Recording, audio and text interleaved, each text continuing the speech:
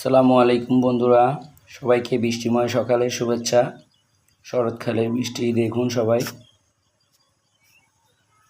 আগে প্রথমে তুফান, তারপরে বৃষ্টি। তো সবাই ভালো থাকবেন, সাপোর্ট করবেন, ইনশাআল্লাহ আমার থেকেও সাপোর্ট পাবেন।